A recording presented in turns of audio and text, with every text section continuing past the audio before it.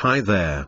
Welcome to the webinar on complying with laws during COVID-19, its challenges and opportunities. We will begin the webinar shortly.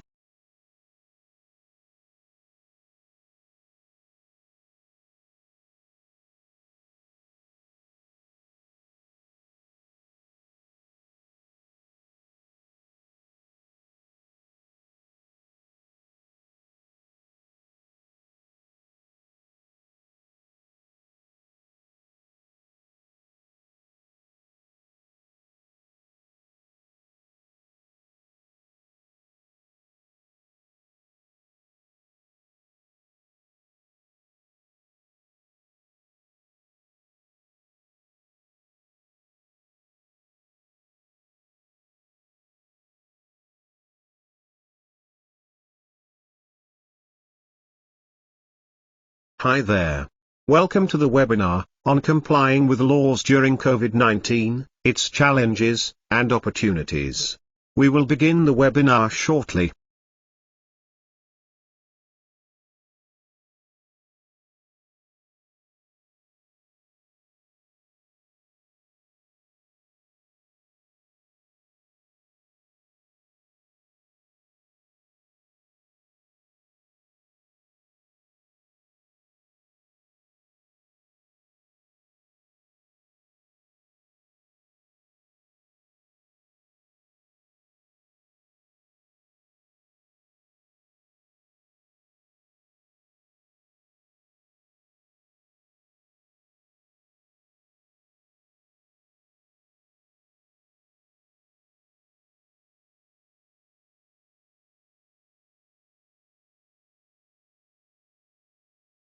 Hi there.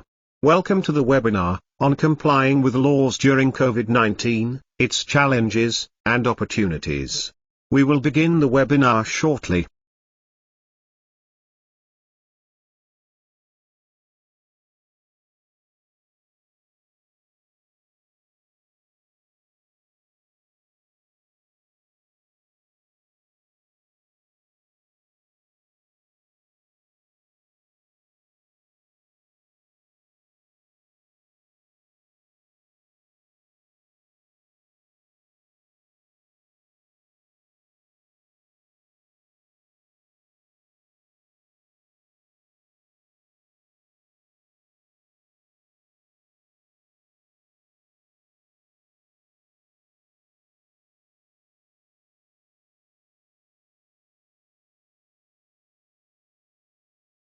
Hi there. Welcome to the webinar on complying with laws during COVID-19, its challenges and opportunities. We will begin the webinar shortly.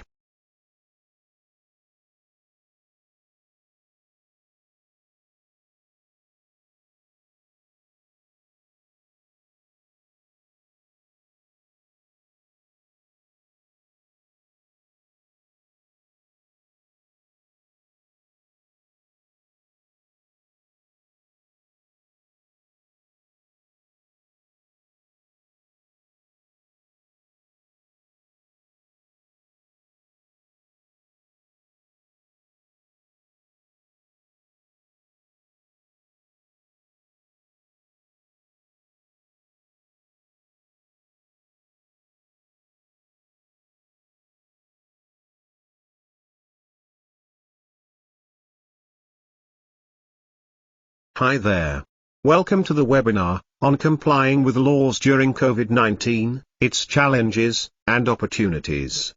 We will begin the webinar shortly.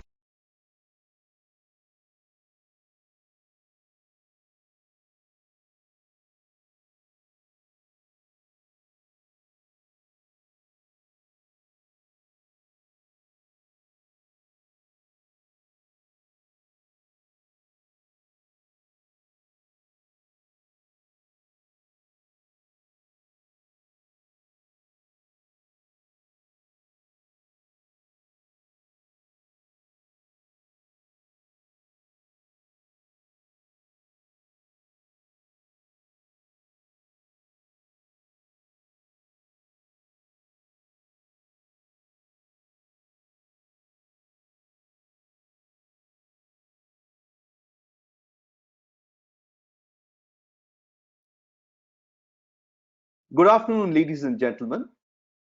These are strange times. These are stressful times. These are interesting times. These are times to think differently. These are times to find ways to remain relevant, even while being locked up within four walls. And it is in this backdrop that we, Lexplosion, are holding this special webinar on complying with laws during COVID-19, challenges and opportunities. We appreciate that many of you are hearing this from home. You have many other worries, both on the personal and professional front, to deal with. Many of you are stressed about implementing your company's business continuity plans. We thank you for sparing the time despite all those other pressures. We promise to keep this session short and relevant. We have been sending you legal updates regularly. Like you, we are currently in lockdown with no clear line of sight on when we'll be back in office. However, over the past several days, we have tried very hard to keep you updated about the ever-changing compliance scenario as notified by both the center as well as the various state governments. We assure you that we will continue to do so for as long as is required. We might not be in office, but it is business as usual for all explosions. As far as this webinar is concerned, we have recorded this session a few hours in advance and from our respective homes. While we recognize that it is not ideal, we found this the best way to communicate in the current environment. We will take all your questions and respond to them over the webinar chat window and then subsequently over an email. With this, I would like to introduce the speakers for today as well as the agenda. Today's session is broadly divided into the following topics. In the first section, we will deal with the current COVID-19 regulatory environment in India. In this section, we'll discuss first how we have reached the current situation of complete lockdown in the country through multiple central and state notifications. Secondly, we'll try to identify the commonalities and differences between the different notifications issued by different states and local authorities and how that might be impacting your business. Thirdly, we will deal with some of the exemptions and extensions that have been provided to businesses by different regulatory authorities to tide through the current crisis. In the second section, we'll discuss about how our clients are coping with the current situation. Uncertainty is the breeder of fear and paranoia, and that is what our businesses and industries are staring at currently. With the economic activity as diverse as ours, there can be no one fit solution for all. Different companies in different sectors will need to devise unique ways to combat this. In this section, we will deal with the immediate challenges facing businesses, some of the immediate measures organizations are adopting to survive in this climate, and an analysis of what the manufacturing, pathological labs, e-commerce, and service companies are facing. In this regard, we'd really like to thank all our clients who have cooperated with us and provided us with very valuable inputs, which has helped us create this section. In the third and concluding section, we will discuss about preparing for the future by highlighting about some of the overarching issues that we are drawing tremendous lessons from in the current environment and how we can learn from them in the future. They say decisions that take years during normal times happen in hours and times like these. Now is a good time to consider some of those decisions that governments may consider taking immediately. The speakers for today's sessions are Ms. Antara Dasgupta, who's a lawyer and AVP Operations in Lexplosion, Mr. Saurav Chaudhary, who's a chartered accountant and heads finance at Lexplosion, Mr. Zahid Tarafdar, who's a lawyer and leads solutioning at Lexplosion, Mr. Ragnishwar Banerjee, who goes by the name AB, who is also a lawyer and leads Lexplosion sales initiatives in the West, and I'm Indranil, also a lawyer and the CEO of Lexplosion. With this, I would like to hand over to Antara and Saurav to take us through the first section. Over to you, Antara. Thank you, Indranil, and good afternoon, everyone. We will not spend too much time on the general developments around COVID-19, as all of us are well apprised of this through various mediums many times over in the last couple of days. I would like to start with a bit of background before we go ahead discussing the various government notifications, guidelines, and advisories which are being issued from time to time, almost by the hour, given the magnitude of this epidemic and also the flow of information on its spread. Given that both center and states have powers to legislate in matters relating to health and diseases under our constitution, we are witnessing multiple notifications, orders, regulations, and advisories from both the center as well as the state, all with the common objective to contain the spread of COVID-19 by isolating people and implementing social distancing. In India, the laws which have been invoked to battle this pandemic is the Epidemic Diseases Act 1897, which empowers the central and state governments to take necessary action in case of an outbreak of any dangerous epidemic disease and in case the ordinary provisions of the law for the time being in force are insufficient for this purpose. Additionally, the central government has gone ahead and notified COVID-19 as a disaster under the Disaster Management Act 2005 so that the entire country can follow one lockdown uniform regulations, which is easier to implement, especially to demarcate between which services and functions are exempt and which are not. It is interesting to note that states are required to act as per the national plans contemplated in this act. Further to this, with an aim to give further teeth and strengthen the implementation, powers under the penal codes, such as the Section 144 of the CRPC, are also being imposed in many states to prevent danger to human life, health, and safety. We noticed multiple states, approximately 18 states, notifying and enforcing the COVID-19 regulations under the Epidemic Diseases Act. Punjab being one of the first to move ahead with this move in March 5th. Thereafter, further addendums were issued under this regulation to announce closure of many establishments during specified date and times while exempting others to continue providing essential services. I will now talk about the key features of the COVID-19 regulations, which were by and large similar across all states in our country. Under these regulations, no person or organization should use any print or electronic media for information regarding COVID-19 without prior permission from the Department of Health and Family Welfare. This is being done with a view to prevent the spread of rumor and misinformation around this epidemic. Points to note here as organizations would be that while using your official communications to share information on COVID, you have to be extremely careful. You can only share verified and reliable data which has been put up by the government and shared in the government websites. As employers, you are required to impose a 14-day self-quarantine for those who have travel history and have traveled and have come back to India from outside in the past few weeks, irrespective of the fact that they are asymptomatic. In this connection, if any of your employees have traveled back from a foreign country, then you may need to encourage them to be quarantined and encourage them to get registered if they show symptoms of COVID. Any non-compliance with COVID-19 regulations is treated as an offense under the Indian Penal Code, attracting penalty extending to 6 months imprisonment. Beyond these regulations, and owing to the fast-changing scenario, and with the zeal to contain the spread of this disease, several government departments, municipal corporations are issuing orders, notifications, which though for most parts were overlapping, but sometimes not in full harmony. Even after the nationwide lockdown order, the ambiguity continues. To demonstrate one such ambiguity, we noticed a notification issued in the state of Karnataka, where although the nationwide lockdown order on 24th March 2020 had outlined what businesses and services were deemed essential, the Karnataka government went ahead and on 25th March further expanded upon the list by exempting additional industries from the lockdown, such as including industries like packaging, distilled waters, sugar, bakery, and confectioneries within the net of exempted industries. You will notice that although some of these are overlapping with those mentioned in the Pan-India lockdown order, most of these are further additions for the Karnataka state. What we should appreciate here is that all of this is towards maintaining the flow of essential commodities, which is vital. So you will notice that only industries which are offering essential services, goods, are the ones who continue to be under the exempt bucket. Let us elaborate a little on the nationwide lockdown order.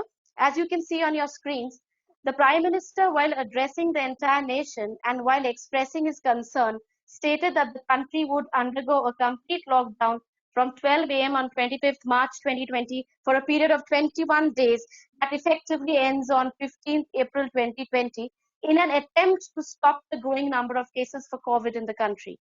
Post his address, the Ministry of Home Affairs, in an order dated 24th March, issued preventive measures to be adopted pan-India, along with a framework for ensuring implementation and process for dealing with violators of the lockdown. This order also indicates the list of businesses and facilities that will continue to operate and the ones that will remain locked down.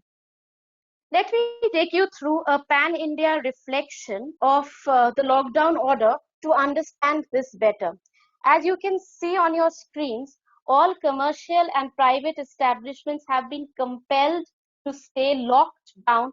However, shops including ration shops, shops dealing with food, groceries, fruits and vegetables, dairy and milk, fish and fodder have been allowed to remain open.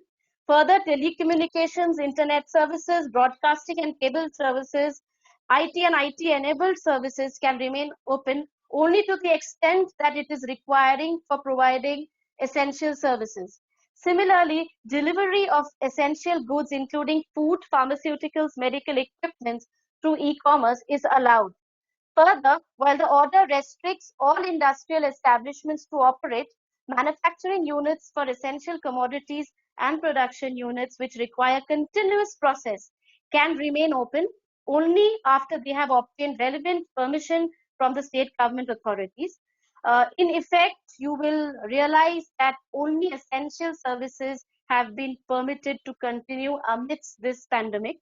On a positive note, what really caught our attention is the way various regulators have been responding to this situation. So we've seen ESI, the Ministry of Corporate Affairs, SEBI, the Department of Telecommunication, NASSCOM, IRDAI have come out and proactively announced exemptions and relaxations and moratoriums during this phase. I will most certainly like to mention the voluntary initiative which the Ministry of Corporate Affairs came about with to make sure organizations for which each of us are working affirm our readiness towards COVID-19 by intimating the Ministry of adherence to COVID-19 guidelines and the strict implementation of work from home. Let us take a look at some of the exemptions and extensions that have been provided to businesses by the different regulatory authorities I was just talking about and which have helped business to sail currently through this crisis, but not, of course, seamlessly. As we can see the picture, it's growing worse by the day. We've noticed that the ESI contributions for the month of February can now be filed and paid up to 15th April instead of March. And those which are payable in March have been pushed to May. The Ministry of Labour and Employment has extended the last date for filing unified annual returns under 8 labour laws, which initially were supposed to be filed in February and which can now be filed up to 30th April 2020. We've seen the STPI permitting work from home to industries in STPI units and have allowed employees to take duty-free laptops and computers back home and operate. We've noticed commendable steps from the Department of Telecommunications, which have gone ahead and granted relaxations in the terms and conditions applicable to the other service providers with respect to work from home up to April 30th. Karnataka government, in an interesting move, has issued specific guidelines for IT and biotech companies, directing only those employees who are discharging essential services to operate from office and the rest to work from home, thereby strongly imposing social distancing. We've seen IRDAI come out with banners to handle claims reported under COVID-19. We have seen the Ministry of Electronics and Information Technology advising intermediaries to follow the due diligence prescribed under the law and not to host or display any information which can potentially affect public order. The Reserve Bank of India rolling out operational and business continuity measures for payment banks and NBFCs to continue operations during this crisis. We've also noticed the Haryana government issuing advisories on work from home for multinationals, for IT firms, for BPOs, for corporate offices situated in Gurugram. NASSCOM has also brought about advisories on work from home and how IT, ITS companies, SES, STPI, OSPs can action their deliverables sitting out of their homes in the interim till this crisis is overcome by all of us. With this, I would like my colleague Saurav Chaudhary to take us through the various initiatives taken by the Ministry of Corporate Affairs amidst this pandemic and the regulatory relaxations announced in the fiscal segment. Over to you, Saurav. Thank you, Andra. Like other regulators, the Ministry of Corporate Affairs and SEBI recognize that apart from the tremendous human suffering associated with COVID-19, it is also causing major economic disruptions. Amidst the current pandemic, the steps taken by both these regulators are geared strongly towards implementing social distancing. Let us walk you through the initiatives which MCA has implemented amidst the crisis. Waiver of additional fee for late filing during the period 1st April 2020 to 30th September 2020 in respect of any document, return, statement, etc.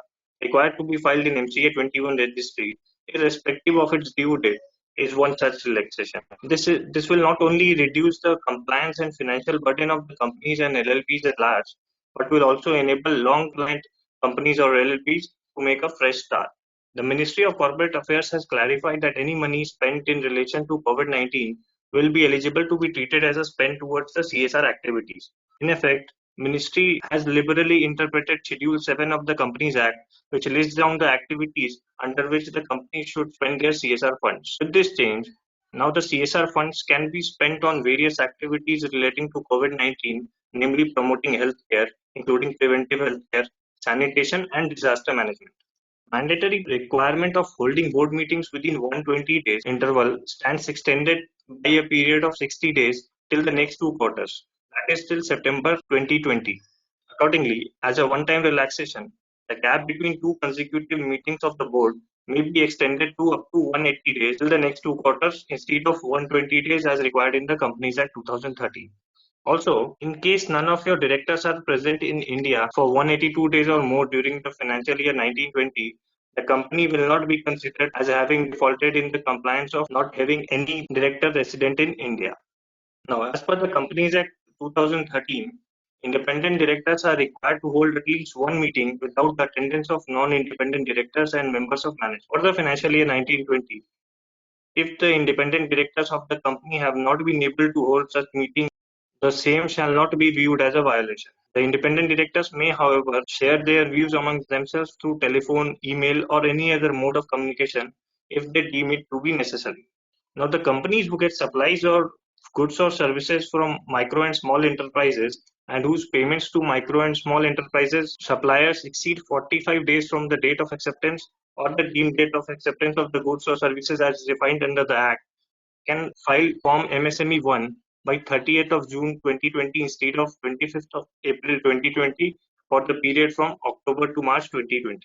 It is to be noted that the timeline within which the companies are required to make payments to MSMEs remain 45 days from the date of acceptance or the deemed date of acceptance. As you probably know, last year the Company Auditors Report Order 2020 was notified, which is effective from 25th of February 2020. This order requires the auditors to, amongst other things, include new matters as a part of the audit report, such as whether the company has an internal audit system commensurate with its size and nature, whether the company has incurred cash losses, whether the company has any resignation of the statutory auditors during the year, or whether the auditor has considered whistleblower complaints, if any. The government has pushed the effective date for the financial year 2021 instead of being applicable from the financial year 1920. This will significantly ease the burden on companies and their auditors for the financial year 1920. Generally, during the first quarter of the year, most of the companies hold their board meetings for approving the financial statements and the consolidated financial statements, amongst other documents. In a proactive move, the Ministry of Corporate Affairs has given a temporary relaxation to requiring physical presence of directors for holding board meetings in matters relating to approval of financial statements, approval of board report, approval of prospectus, restructuring of the company, etc. With this amendment, the matters which were otherwise prohibited from being held through video conferencing or other audiovisual means are being permitted to be held through VC or other AV means till 30th June 2020.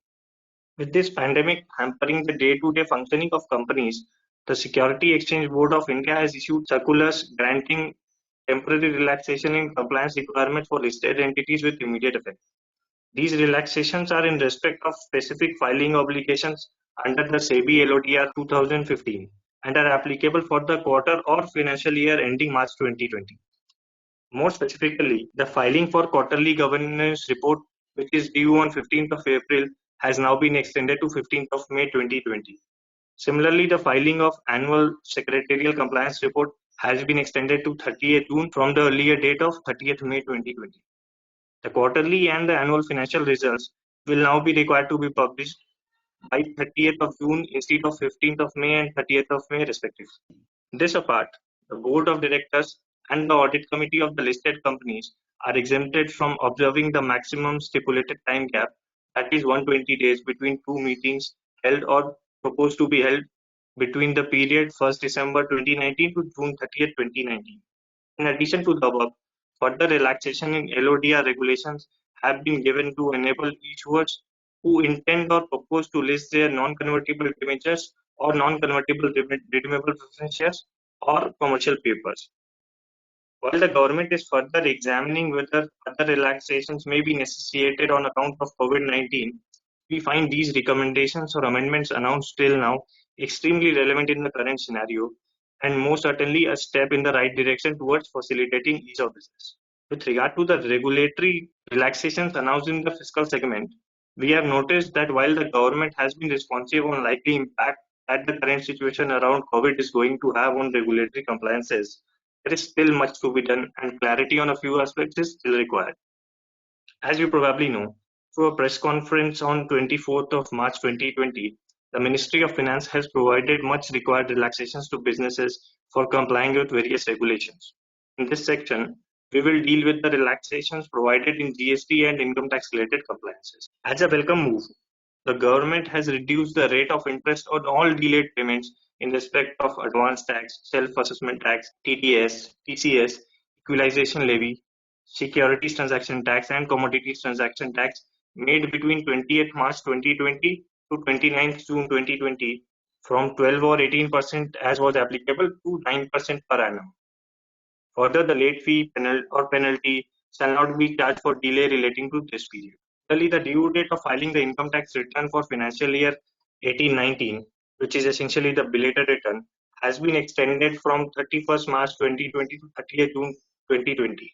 Having said that, it is still not clear whether the SSEs will be liable to pay interest under Section 234A for delay in filing of the return for such period. As per the Vivad se Vishwas scheme, which was for resolution of pending income tax disputes, in case of payment made after 31st March 2020, additional amount of 10% was required to be paid in all cases. However, the government has waived the payment of such additional amount of 10% for any payment made under the scheme within 30th June 2020. Compliances under the Income Tax Act required to be done between 20th March 2020 to 29th June 2020, including investment in saving instruments or for rollover of benefit of capital gains under the Income Tax Act, the Vivad se Vishwas scheme, the equalization levy have all been extended to 30th June 2020. Similarly, the government has also extended timelines for issue of notices, intimation, order, etc. to 30th June 2020, which essentially means that notice that the government was supposed to issue during the period 20th March to 29th June 2020 can now be issued up to 30th June 2020. The press release, however, provides limited clarity on whether the due dates for deposit of TDS, advance tax, TCS, or for filing of returns of TDS, TCS, or for filing the statement of specified domestic financial transactions, etc., has been extended. Probably when the notifications are out, we will have much more clarity on this. Last date for compliance that a taxpayer is required to do between March 2020 to June 29th, 2020, including investment, has been extended. It is pertinent to note that the press release provides limited clarity on whether the due dates for deposit of TDS, etc., has been extended or not. This ambiguity arises from the fact that the press release mentions that any compliance by taxpayer under Income Tax Act, which is due between 20th March 2020 to June 29th, 2020, shall be extended till 30th June 2020. At the same time, It mentions that the rate of interest shall be reduced from 12 or 18% to 9% in case of delayed payment. Similarly, due date for linking of Aadhaar with PAN has been extended to 30th June 2020 from 31st March 2020. Let us now look at the relaxations announced with respect to GST laws. Ministry of Finance has extended the due date to file GST at 3B for the months of February, March and April 2020 till 30th June 2020 for the registered taxpayer having turnover of rupees 5 crore or more. Such registered person shall not be required to pay late fee or penalty if the return is filed within 30th June. However, it appears from a reading of the press release that interest at lower rate of 9% shall be leviable after 15 days from the due date. As against this, a registered person having annual turnover of up to rupees 5 crore will not have to pay the interest amount. Finance Minister in her press conference also mentioned about filings in a staggered manner till the end of the month, end of June 2020, in order to ease out the burden of common portal. However, further clarity is expected once the relevant notifications are in place. Similar to income tax, the time limits for issuance of notice, order, approval, sanction, filing of appeal, furnishing of return, etc., or for any compliance under GST law, where the due date is expiring between 20th March to 29th June, shall be extended to 30th June 2020. Another important decision was to extend the date of making payment under SAPTA, which was Legacy Dispute Resolution Scheme, till 30th June 2020. Further, no interest will be charged if the amount is paid by June 2020. For composite dealers, the due date to opt for composition scheme, which is 31st of March 2020, has now been extended till last week of June 2020. Also, the last date of making payments for the quarter ending 31st March 2020 and filing of GSTR4 for the financial year 1920 will now be extended till the last week of June 2020. In all the above cases, these are coming out of the press release and the press conference held by the finance minister. Detailed notifications are awaited and which should likely clearly articulate the exemptions and relaxations. With this, I would like to hand over to Agnishwar Banerjee, who will take us through how businesses are coping with the crisis. Over to you, Agnishwar. Saurabh, before we move to Agnishwar, I would like you to just quickly explain. There has been a press conference held on Thursday by the finance minister again with regard to certain other relaxations. And while most of the benefits that were talked about in the press conference do deal with individuals, primarily people below the poverty line, there was some, organized sector related, announcements that were made by the finance minister, particularly with regard to the Provident Fund piece. Would you want to just explain why you are not talking about it, or whether do you want to just speak about it for a quick minute before we hand it over to Agnishwar? Sure, Indranil. So for the organized sector, there were only a couple of announcements. One was with relation to deposit of employees' contribution as well as employers' contribution of Provident Fund by the government. However, that has limited significance because it is only in respect of cases where the organization employs up to 100 employees and at least 90% of the employees get salaries up to rupees 50,000. Really, it makes limited sense as there might be very limited organizations which will be able to avail this benefit. Another announcement for the organized sector was the employees can get loan against a non-refundable loan against the Provident Fund up to 75% of the balance in their fund, which will not bear any interest. In that regard, is there anything that employers need to do so that employees can avail of this non-refundable loan?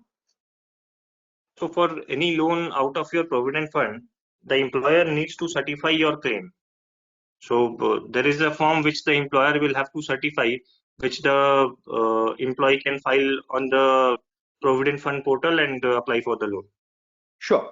So thank you. I think that I just wanted to make sure that we have covered this piece since this has happened as recently as Thursday. I wanted to now quickly hand it over to Agnishwar, who will take us through the second section. Over to you, Agnishwar. Thanks, Indranil. In fact, thanks, Saurabh and Antara. That was a brilliant summary of the current regulatory environment in India in the backdrop of this unprecedented crisis that the world is facing. I'm Agnishwar. I manage the business development activities here at Lexplosion, and I will now walk you through the second part of this presentation. So in this section, I intend to walk you through the impact this crisis is having on various businesses, and also what various types of businesses are doing or planning to do to mitigate these risks and threats. So overall, the picture of business operations across the country is currently shaded in a very dark shade of uncertainty. We know that we are in the midst of a crisis that not only affects businesses, but the entire economic health of the country. What we don't know, however, at this stage is how long this will last, when things will begin to stabilize, how much financial damage this is going to cost in the short term, medium term, and long term. Additionally, what compounds our problems is that given that this is an unprecedented situation, we don't have any precedent or a playbook to refer to. So we're all in the dark here. Everybody here is a pioneer in trying to make sense of this crisis. So difficult times that we live in right now. Currently, the visible pains, or rather the pains that we can see emerging from businesses and industry, are essentially income loss for daily wage earners, although the FM did clarify yesterday that there will be a substantial relief package for them. We also have great uncertainty over the current lockdown period. So while the current mandate is to extend this till the 15th of April, it is very unlikely that things will become 100% operational and business as usual on the 16th of April. So just like things had shut down in phases, it's likely that things will also open up in phases instead of all at once. Then, of course, there is projected revenue shortfalls for both the industry as well as the government. So important to note here that while the government is doing its bit to kind of provide relief to the economy and to affected parties, the government's resources are also limited to some extent. And on top of that, if the revenue is not accruing or being received as per their projections, that could also play a huge factor in resolving this crisis. Unless things are managed in a delicate way, this situation has the potential to lead to possible hunger and social unrest as well, which a lot of economists are predicting could happen. Again, no one on earth today can accurately predict what long-term damage this crisis is likely to have, and so we just have to wait and watch and hope for the best. To maintain some semblance of business continuity during this period, work from home has become the new norm around the world, in fact. However, since most companies are not in the practice of working from home or not very conversant with how this practice works, they're facing a lot of issues now, and the chinks are getting exposed gradually over time. Chinks in this could arise from, the fact that they have no prior experience in handling such mass scales of people working from home. There could also be issues relating to their IT and technology infrastructure, whereby, we deal with a lot of sensitive information, private information, and just sending it over any and every network is not the wisest thing to do. So setting up these effective networks and infrastructures which will enable people to work from home successfully is another challenge rocking businesses across the country. Then, of course, communicating effectively. So since people are now removed from their physical proximities, having conversations going, making sure the right message is sent across to the right people at the right time is of crucial importance right now, because as you may have experienced, working from home does remove those physical advantages which we have thus far taken for granted. Then, of course, the personal problems like maintaining discipline, following a timetable, overcoming this anxiety and restlessness that you might have. Because again, you have to appreciate that we're not merely working from home, we're kind of locked down at home as well.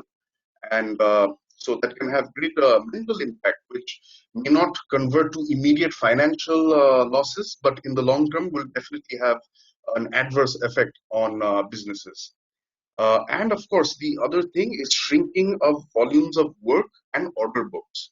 So already, like in India, the current situation escalated perhaps over the last 2 weeks, although it has been prevailing since the end of January. But people are already seeing a dip in their revenue forecasts, in their receivables, and in new work. and this is likely to continue in the foreseeable future. So in this backdrop, the current thing that most companies are racing to address and successfully mitigate is revisiting and updating their PCD plans to factor specifically for epidemics. So while in living history, we may not have come across an epidemic of this scale earlier, which is why there is a need to kind of tweak our processes and systems to factor for a situation like this. Of course, because we were probably not well enough prepared for this kind of a situation, this crisis has led to a couple of gaps and chinks in everyone's BCD plans. Some of the main ones of which are, as I mentioned above. To combat the situation, we hear a common thread of requirements from industry to the government and, of course, to their workers to kind of help them overcome the impacts of this crisis in the short term.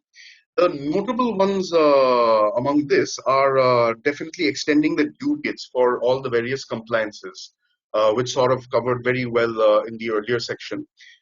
Then, of course, there is a request to remove certain non-material compliance requirements, which perhaps are required in the normal course of business, but in such exceptional situations could be relaxed to a certain extent.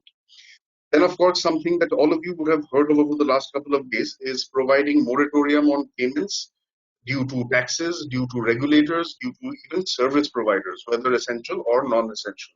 So providing a moratorium on that is also topmost on industry's mind. Then, of course, improving the online infrastructure of regulators. So a key challenge most people are facing is with regard to completing their filings, which are, if not completely online, at least semi-online, and in some cases, they're not even online at all. Then, of course, keeping track of your litigations and your matters that might be notices that might be scattered across the country because they are not in a centralized online system. So that's another area where industry feels that the regulators should do something and should do it quickly. Along with this is one common problem most people are facing now is closing contracts. So historically, we've needed contracts to be signed physically in order for them to be admissible in courts. Now, signing physically has perhaps become the biggest challenge across the industry right now. And with apps such as DocuSign and the like not being recognized or admissible in court, it definitely leaves a lot of it leaves this gap in closing contracts and continuing with business as normal as possible. And then, of course, finally, there is deferring personal expenses such as loans, EMI payments, rent payments, and the like, because we do anticipate that a lot of sectors, especially the MSME sector, may not be able to support their employees with salaries for much longer if this downturn continues. So these are some of the common requests that we've assessed from our clients over the last couple of days. Now, in an attempt to answer a few of these questions that are on everyone's mind, we carried out a short survey among our clients and users and have summarized some of our findings, which we will present here. Let's get the basics out of the way. So as you may have heard over the past couple of weeks and reiterated here today, the country is in a state of an unprecedented lockdown. Nothing like this has ever happened in living memory. The thumb rule in this situation is to stay at home, even at the cost of business or social relations. The next thing that we know is that all non-essential services, including manufacturing, have been suspended till 15th of April currently. They may get extended further. Essential services and goods will remain operational and accessible to all. The government is making its best efforts to ensure that. But we do anticipate a supply chain disruption because, as I rightly saw on a channel yesterday, that essential services don't live in isolation. They are dependent on a non-essential service ecosystem to function. So if you shut down the non-essential, it will have an impact on the essential. The next point I'd like to bring up is that people engaged in non-essential services have been instructed to work from home. And this, of course, comes with its own set of challenges, as I narrated a short while ago. And also no assembly of 4 or more persons in anywhere across the country. Now, I will specifically cover how this impact is affecting specific sectors. So I'll start with the manufacturing sector, deals with this more specifically. Manufacturing sector, as you know, further to the notification dated 24th March, where our Prime Minister gave that speech at 8 p.m. declared the shutdown of all non-essential manufacturing plants across the country immediately and indefinitely, or at least till the 15th of April. This has affected the production of a lot of non-essential supplies, which we will perhaps not feel right now, but we will definitely feel over the next couple of weeks. Exceptions to this shutdown are manufacturing units of essential commodities and production units which require continuous process, provided, of course, they have prior state government approval to continue to do. Other than that, there are no exceptions till the 15th of April. What will happen in the 15th is anyone's guess. We've seen a case of suspension of work across the board, which has resulted from this shutting down of factories. Workers and employees across the country are grounded, and typically the blue-collar workers will have nothing to do right now. White-collar workers might continue through their working from home, but people working in factories essentially have nothing to do. Day-to-day existence of daily wage earners is threatened, although we hope that relief package announced by the FM yesterday should go a certain distance in addressing this. Even bigger concern has become the support to the workers who are in the front line. So we know that essential services are open, medical facilities, hospitals, doctors, etc. are working. But we don't know is what impact it will have on them by having this continuous exposure to the virus during this time. So that's another big cause for concern. The government has further advised organizations to continue support such workers in whatever ways they can. So providing them financial relief, providing them with safety equipment like masks, gloves, sanitizers, and so on. And they've asked companies to continue paying salaries also and not to make unnecessary deduction wherever applicable. We do hope that this will help the economy, but again, as I said, it remains to be seen. So that deals with suspension of work. Then we have the situation of declining orders. So currently, as I mentioned a little earlier, order books across the country are getting affected without, if not verifiable, but at least anticipatable future projection. Companies are going to increasingly find it difficult to carry on with business and also to close their books of accounts, which is likely to happen over the next couple of weeks and months. That's another area where factories or the manufacturing sector is specifically affected. The next area of concern for them is inventory management, and especially in the case of perishable goods. So like food products, I understand, will be moving quickly now, but other products may not be moving as quickly. And if they're just stored in the warehouses and godowns, they may not last much longer. And that, of course, will cause great heartache to the companies manufacturing them. Force majeure provisions are being invoked now across the world. Organizations are, whenever they're facing the heat, they're invoking this, whether it is for delivering goods, moving goods, or sending to distributors. However, there is a doubt on payments for part delivery of services. So let's assume I may have delivered a part of my service or good before this lockdown happened. Will I be paid for that or not? Is kind of like a gray area for now. Another major concern for factory owners specifically is the security of the factory. So while factories are shut down and people are not able to go to the factory, another issue compounding this problem is that factories are usually in remote places, but even in the best of times, it might be difficult to commute. So now in the worst of times, ensuring that the factories are being guarded, there is no loss to plant and machinery or damage to property is a big concern, especially given the fact that security guards will again have to be exposed to the outside world. So that's a summary of the issues or the impact that this particular situation is having on the manufacturing sector. Now, I want to quickly walk you through some of the interesting innovations that they're coming with. Because again, human resilience, and especially in business, is something that we have proven over centuries through history, and it's perhaps the only thing that keeps going and fighting for another day in situations like this. So some of the things that we came across based on responses from our clients are that in some cases they're applying for temporary permits to continue productions under restricted conditions. Some factories have been given temporary permits, most have not, however, as of today. But if situation improves, likely this scenario will change as well. The second thing most people are considering and probably actually already begun implementing is decentralizing their units. So today there is heavy dependence on a couple of industrial belts across the country, like in Himachal, in Gujarat, a certain couple of belts in Maharashtra and Tamil Nadu. Outside these belts, there is nothing really happening. So to ensure business continuity, they might be exploring and having factory backups in other parts of the country.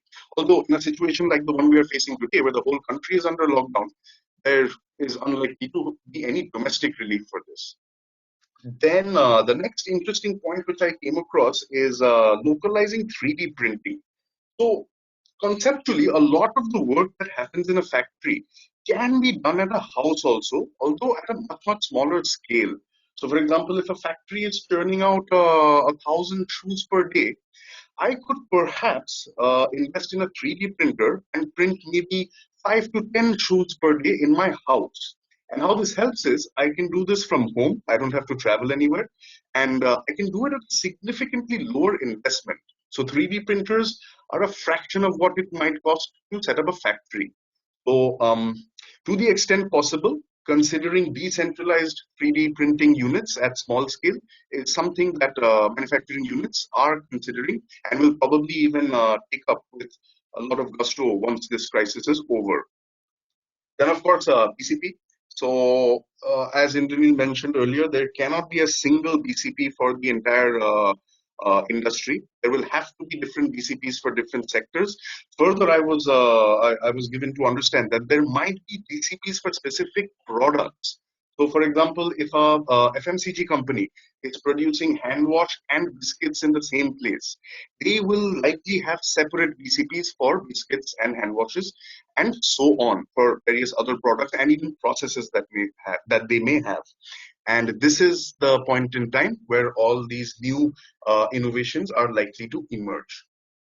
And of course, finally, their social duty that they have as corporate citizens.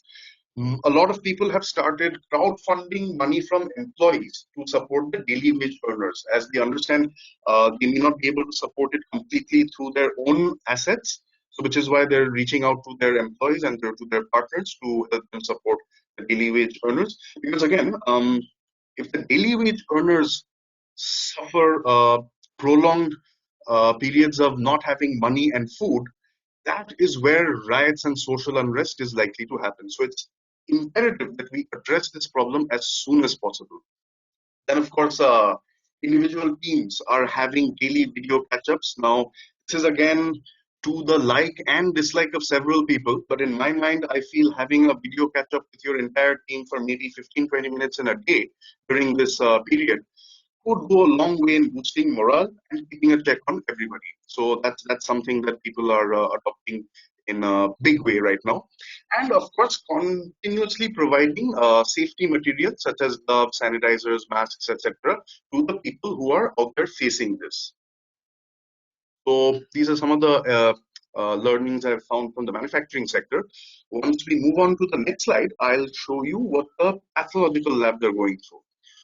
So, pathological labs per se have been given an exemption from shutdown through the notice of March 24th, because currently they are perhaps the most essential service around. Additionally, recently, COVID testing has been allowed for private pathological labs and hospitals also. So this sector is up and running, but again, it is the one that is at the front line of this battle, and so they are the ones who are at the highest risk also.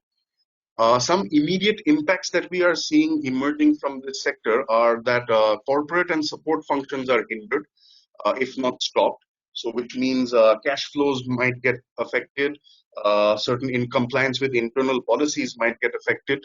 There is risk to public facing personnel because, again, with this disease, as you might have seen, you may be infected today, but you may show symptoms only after 10 odd days. So, which means in those 10 days that you're not showing symptoms and thinking that you're fine, you may have potentially infected another 50 people, who in turn are again infecting another whole bunch of people. And so this is the biggest risk, but again, it's unavoidable because people have to go for blood tests, they have to go for checkups. So it's likely to have it is having an impact and likely to continue having an impact on pathological labs. Then of course there's the decline of general testing. So in a normal situation, we might tend to get our sugar, our pressure, our cholesterol, etc., tested on a frequent basis. Those kind of tests have declined right now, and they are also likely to have an impact. This decline will have an impact on their revenue for the quarter, perhaps for the foreseeable future. And the final challenge which I gathered that this industry is facing is the lack of COVID testing kits. So as you may be aware, only 2 companies now in India have been allowed to manufacture mass scale COVID testing kits. They are still in the process of making these. These still have not made their way down to the pathological labs where they are required the most. So again, speed of providing these testing kits is having an impact and will likely continue having an impact. Some interesting innovations this sector has come up with is to set up BCPs to handle epidemics on case-to-case basis. And when I say case-to-case, I mean different demographics and geographics. So there might be a certain way to handle this for white-collar workers, but that particular method may not work for blue-collar workers. There may be certain processes to handle this for people living in high-rises, and there might be the need for a completely different process for people living in slums.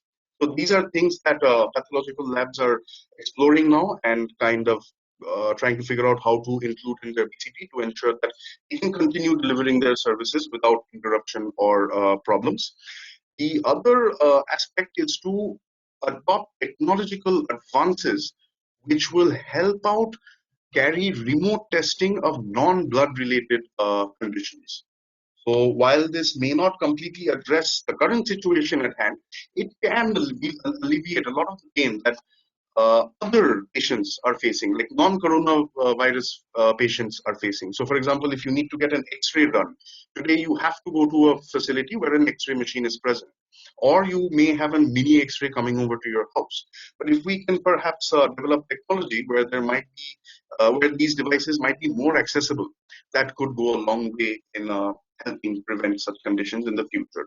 And of course, other such advances to look into the other aspects of human pathology testing. Again, this industry has come forward with a request for extending compliance deadlines, given how operations are disrupted and scattered at the moment. They've also asked for support to keep the labs open and functional. And here, by support, I don't merely mean allowing the labs to be open, but also providing them security in some cases, providing them with safety equipment when they are unable to procure themselves, and also arranging for movement of people to visit these facilities and to attend to them. So, for example, I came across an example where a person working at a pathological lab was not allowed to go to the lab by the police because the police deemed that this was not essential currently. So then they had to this particular company. They made an application to the state government, and then they got passes made for all such employees. So the government will definitely need to assist this sector much more than it is probably assisting other sectors. So in short, that covers the pathological lab. If we move on to the next slide, I'll tell you how e-commerce is being affected by this. So as we know, through the notification dated 24th, all delivery and movement of non-essential services have stopped. However, delivery and movement of essential services has been permitted to continue. So your Amazon can deliver you some food and medical equipment. But the problem now here is that Amazon has run out of delivery people and warehouse people. So even if they want to get the good to you, they may not be able to move it from a B1D to a Kerala. And that is perhaps the biggest challenge they're facing right now. Of course, they want to comply with the COVID regulations and keep their employees as safe as possible, making them work in multiple shifts, staggered shifts, and so on. But it may not be enough to address the requirements of a huge country like ours. Similarly, the impact that they're facing are supply chain disruptions, because while essential services are being supported, essential services don't work in isolation, and they need an ecosystem of non-essential services to keep on functioning. Then personal risk, as I mentioned, having a person out there for 4 or 5 hours a day delivering items to different parts of the city. It's a huge, huge risk that they're carrying. Inventory management. So if they cannot accurately forecast the movement of their inventory, it is likely to have an impact on their operations.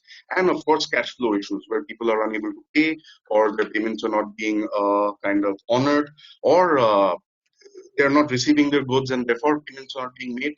All such scenarios adversely affecting that issue as well. Some interesting innovations coming out of this sector are that now companies like Amazon and Flipkart are experimenting with more gusto on drone delivery and robot delivery systems. So basically non-human delivery systems, which would in all likelihood be immune to the current condition. Another interesting innovation I heard is setting up mobile warehouses. So given that how these companies analyze data to predict demand, they could probably have certain vans moving around parts of the city where you can address the needs immediately. And then once the van is empty, go back to the mother warehouse, stock up, and get to another part of town. So these are two innovations I've heard that they are experimenting with and will probably roll out in the near future. Suggestions to the government for improvement of conditions in this sector are, of course, extending the compliance deadlines. So as you can see, extending compliance deadlines is something that is coming unanimously from across all sectors of industry. And as Saurabh mentioned earlier, the government has already taken steps to address this. I'm sure they will take more steps as and when required. The other issue is support for MSME industry. So while a lot of large cap corporations will survive the tide and they can afford to keep their employees working from home or not even working but keep paying them, it is unlikely that the MSME sector will be able to allow this given their conditions. So we would anticipate a kind of relief package for the MSME sector. We would also anticipate salary support for employees of people in the MSME sector. And that's something to look forward to over the next couple of days.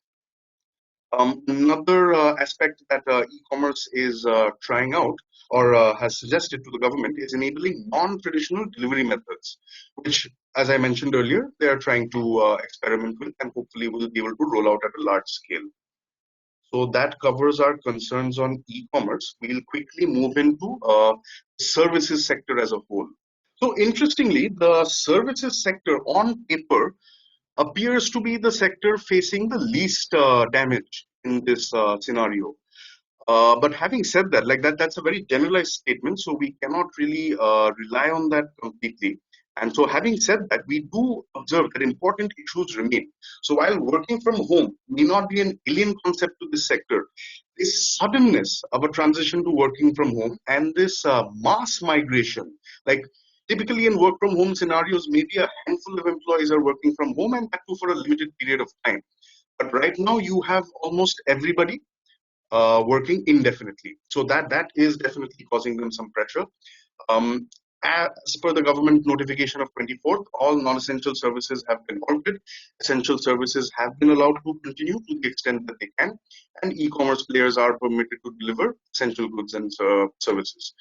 The impact this is likely to have on the services sector is short-term cash flow issues for sure, especially for MSMEs, for the reasons I mentioned a short while ago. Meeting salary expenses and costs when they don't have a large cash reserve themselves is going to be a challenge, and this is where the government needs to step in. And of course, shrinking order books. So while existing clients may not have left, new clients or new orders have shrunk a huge, huge percentage, and that of course will be a big cause of worry for this sector. Essential services, while they are continuing to operate, they are facing logistics and personal problems. Like I mentioned, that movement of people, keeping places operational, making sure the people are safe is not as easy as it sounds. Some interesting innovations that have come out of this sector are, of course, the adoption of video catch-up calls, which we saw in another sector as well, enabling virtual desktop technology. So one thing we noticed is a lot of MSME companies do not have laptops to provide their employees. And it's unpractical to ask them to move their desktops all the way home. So in such situations, what they've done is they've subscribed to this virtual desktop service. And through that, You can basically log in through any device, whether mobile or desktop or laptop, and you can access your desktop as is. So that's one interesting innovation or other use of technology that I saw emerging from this sector. Using apps to modify workflows and processes. So I cannot harp this enough that Zoom saw, I think, 1,000% growth in their downloads and usage after this crisis began. And other apps such as Slack, Teams, and the like are likely to also see such high rates of user adoption. Suggestions from this sector, one interesting one that emerged was the need for more forms of e-signature so that contracts can be closed remotely and quickly. So as I mentioned at the top, while DocuSign is not recognized by the government, it probably should because it does facilitate quicker closing of contracts and remote closing of contracts. And of course, an immediate financial package for the MSMEs to help them stay afloat and to help them support their employees.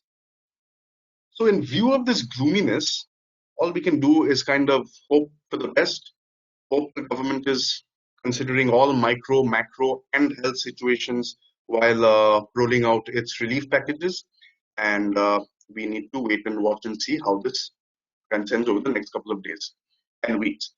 So with that, I'll hand it over to our solutions expert, Zahid, to take you through the next section. And before we do that, I would like to take this opportunity again to thank every client of ours who's contributed to us being able to put this entire section together. We have clients across all these different industries and of course various other industries as well, many of whom also came up with extremely valuable feedback, which we'll most certainly share in the next webinar that we do during this period of lockdown. But thank you once again for all your contributions. We really appreciate the time that you've given to each one of us to be able to do that. With that, over to you, Zahir. We are conscious of the time, and we will now move on to the last section quickly. Over to you, Zahir. Well, thanks a lot, Indranil, and thanks, Agneshwar. Hello, everyone. I'm Zahir Tarafdar, and I'm going to take you through the last section of this webinar. I hope the earlier two sessions were enriching and all listeners have gained considerable from the discussions on various changes which have been brought about by the government at all levels and various steps, both precautionary and innovative, which are being taken by stakeholders belonging to various industries which Agneshwar talked about. We at Lexplosion are confident that you will be able to put the information shared so far in this webinar to the best use. Now, starting with the topic which I'm going to present, while we have been seeing this, while both the central and state governments have put in incredible amounts of effort in order to help us tide through this unprecedented crisis that we are facing as businesses or even individuals, we do find ourselves falling short in various ways. In this section, we will briefly look at some legal aspects which are likely to be challenged tremendously by the current scenario. Hopefully, this discussion will help modify our legal framework to better face a similar situation, although not asked for, but still if such situation may arise in future.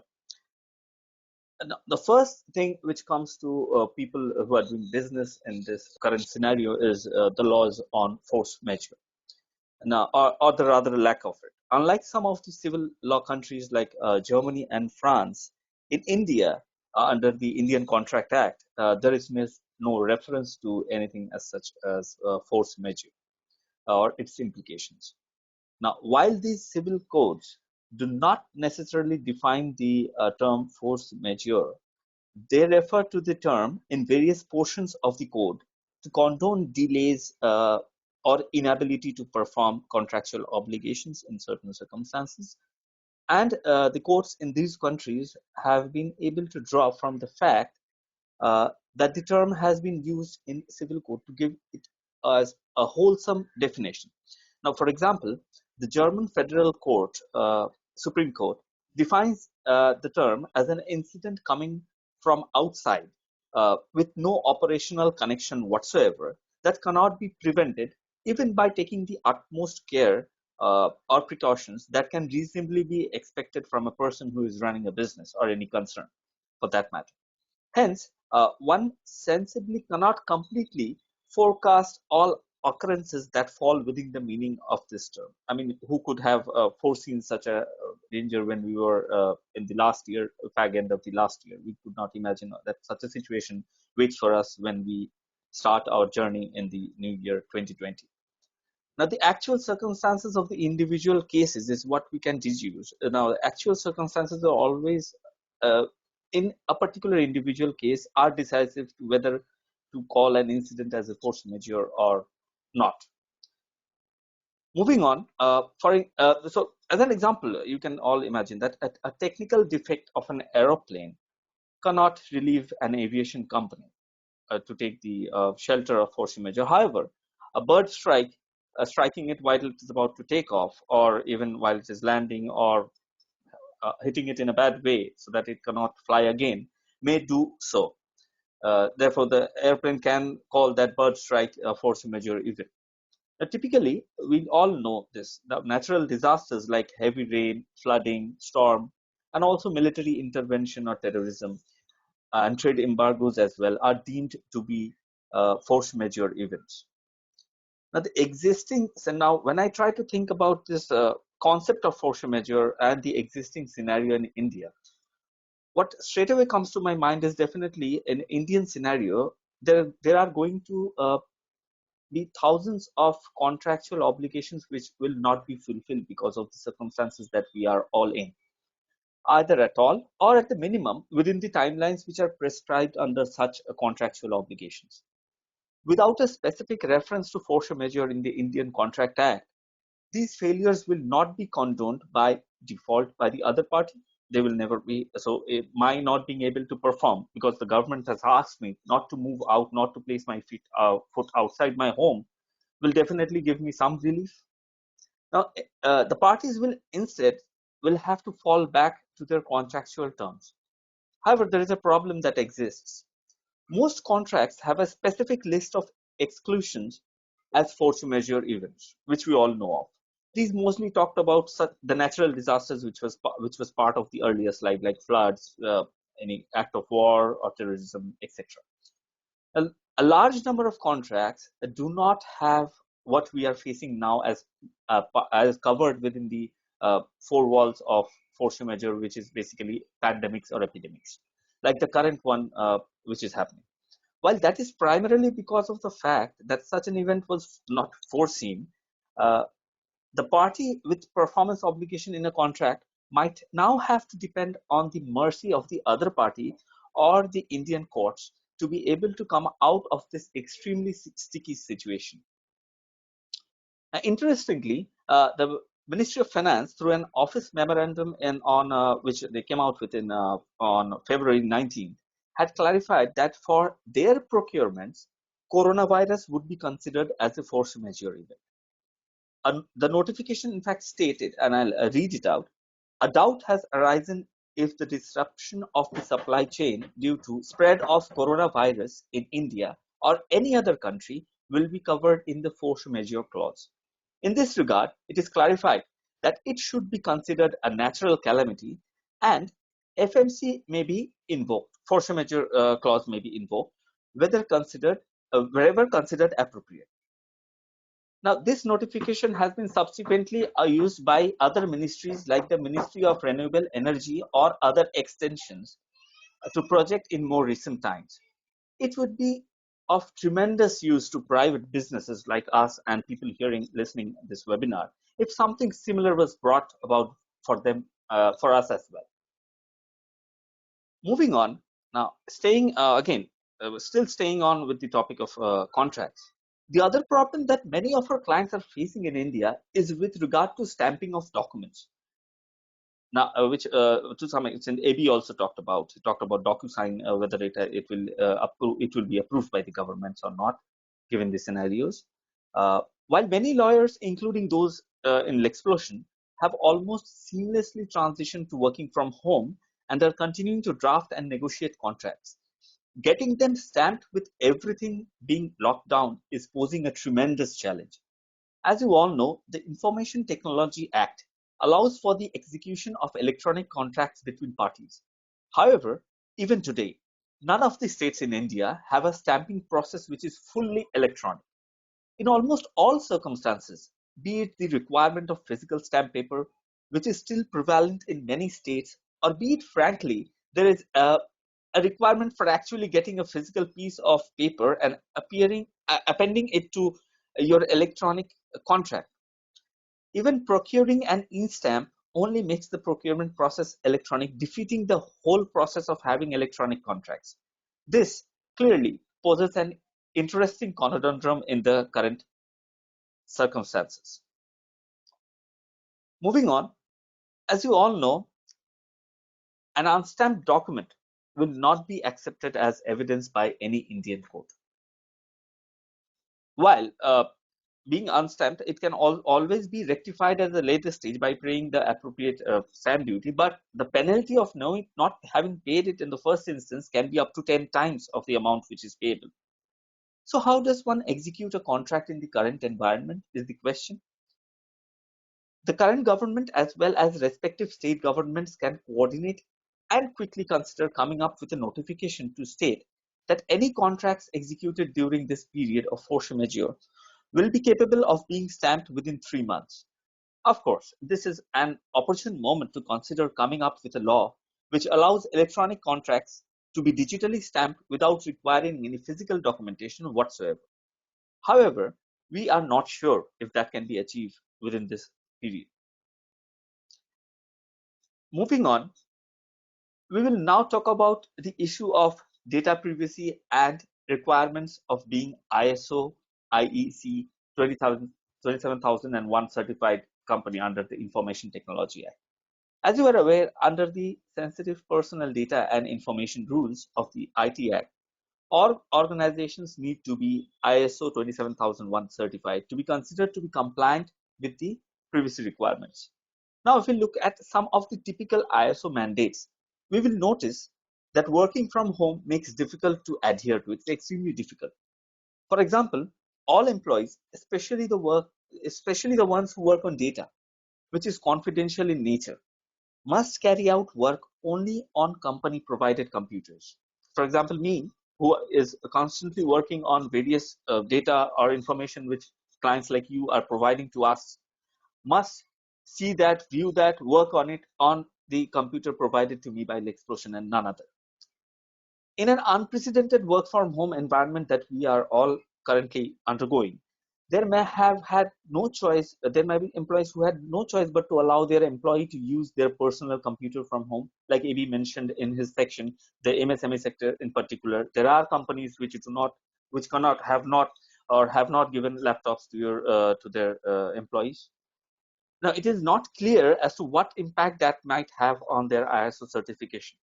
As a matter of fact, in most cases, the certification preclude a majority of employees from even carrying their laptops home without having a written authorization. Similarly, employees are supposed to use VPN and avoid connection to public, open, or unsecured Wi-Fi networks. There are also requirements that access to information on the public domain should be authenticated through a strong password.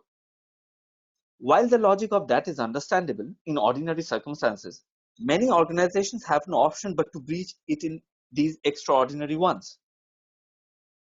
It is important that organizations work with the government and certifying authorities like BSI to work on some of these mandates to factor in what's happening at the world at the current moment. I mean, truly, if my Zahid, internet, just to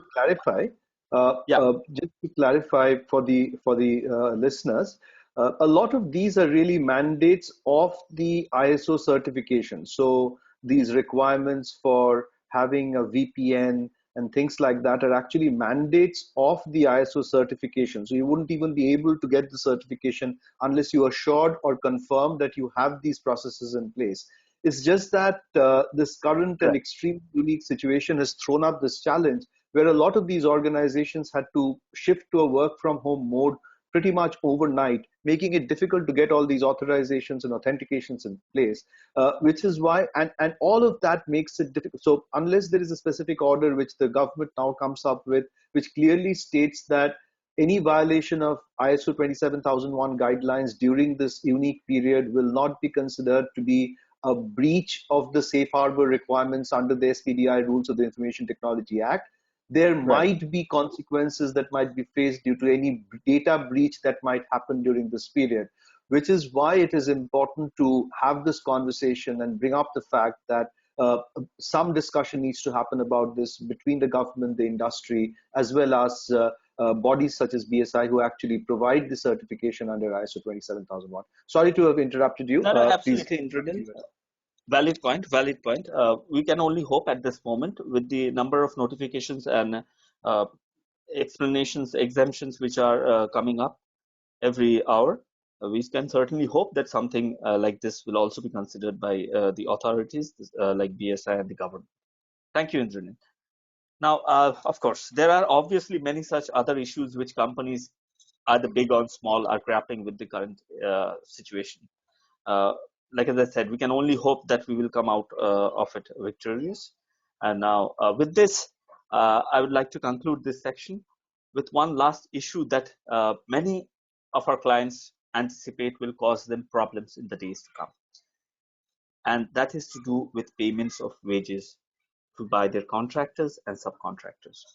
Even today, many of these payments are currently being done in cash. In the present situation, where virtually everything is closed, paying in cash, which requires parties to meet in person, is almost impossible. In fact, it's not possible at all. Many of these contract workers who get paid by the day or the week might not be paid for long periods. This will certainly lead to some of them not returning to work once the current situation is over. As most of you know, the Code of Wages, which is one of 4 labor codes currently waiting parliamentary ratification, specifically requires all wages to be paid electronically. Had this law been passed and being in force at this current moment where I am speaking, all employers, irrespective of scale or size, would have had to adapt to a more digital way of payment. Hopefully, what is going on now will make the government realize that the 4 labor codes should be passed at the earliest. Thank you for joining this webinar, ladies and gentlemen. We really want to thank you for joining this webinar from your home. I know we are going through bad times, and hopefully we will come out of this as shortly as possible. We are at Lexplosion are seriously concerned for you. Please be safe. And if it would be of any comfort to you in this situation, I would just like to stop by saying that we are in it together. With this, I will pass on the mic to Indranil to conclude this webinar with his views. Thank you, everyone. Thank you, Zahir, and of course, thank you, Antara, Saurav, and Agnishwar for this captivating session. I hope all those listening in have found something of relevance. These are times of tremendous learning, both for the government as well as for us, and both need to learn quickly to help each other tide through this exceptional period. Even as we speak, there are changes being brought about by both the center and various state governments. The RBI, for example, reduced the repo rate and the reverse repo rate by 75 and 90 basis points respectively this morning. This should encourage banks to disperse more loans and also reduce the interest rates for all forms of loans. The cash reserve ratio has also been reduced by 100 basis points or 1%. That should definitely increase the liquidity of banks and encourage them to give more loans. Further, all banks, NBFCs, HFCs, essentially all institutions in the lending business have been permitted to allow moratorium of EMIs of term loans for up to 3 months, as well as on payment of interest and working capital. The drawing power of businesses can also be derived now as the basis for their working capital cycle. The moratorium, as well as the calculation of drawing power as above, will not impact the asset classification downgrade. Clearly, bold, important steps being taken by the RBI in light of the current and completely unique situation.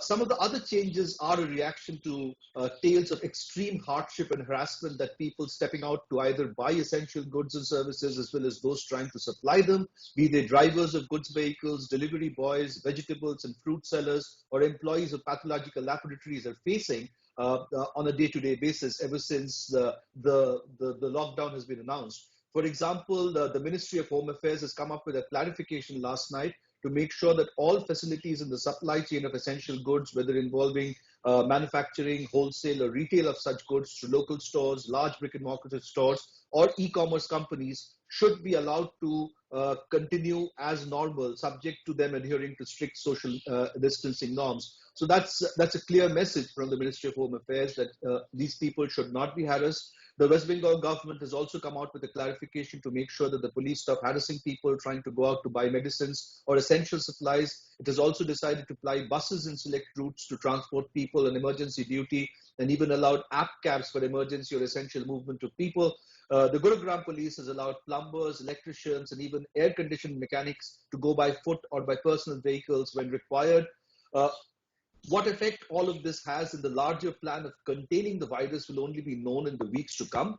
In the meanwhile, we can all promise to stay safe and stay distant. Thank you once again for joining in today. We sincerely appreciate your time. Thank you very much.